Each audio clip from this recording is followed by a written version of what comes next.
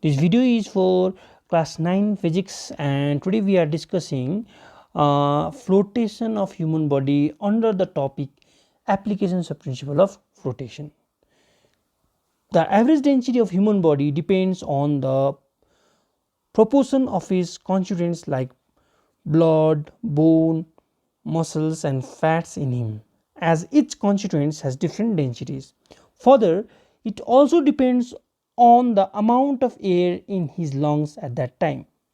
At that time means when it is in water, right?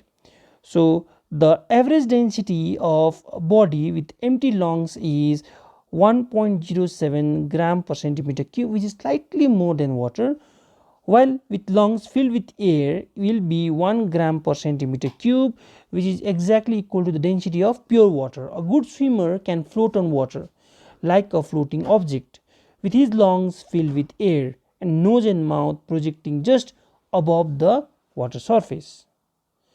The weight of water displaced by him is then nearly equal to his own weight.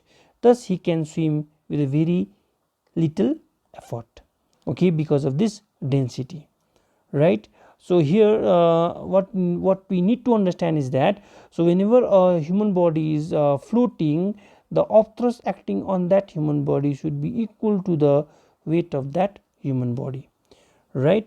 So by filling the lungs with air, the density becomes nearly equal to the density of water, so which will help the human body to float properly, right?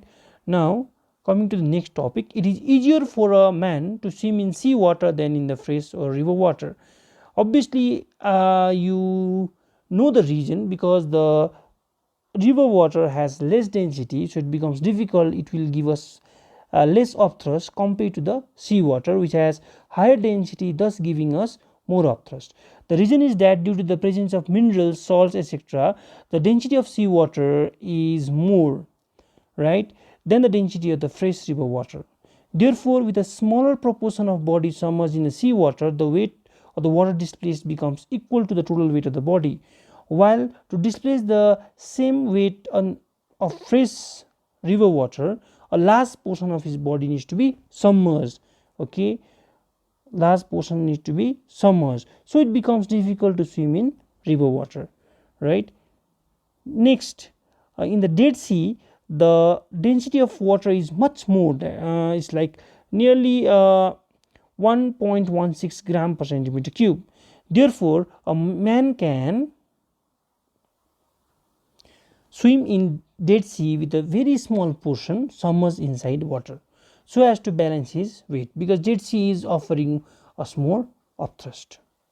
This much for this video. Thank you so much.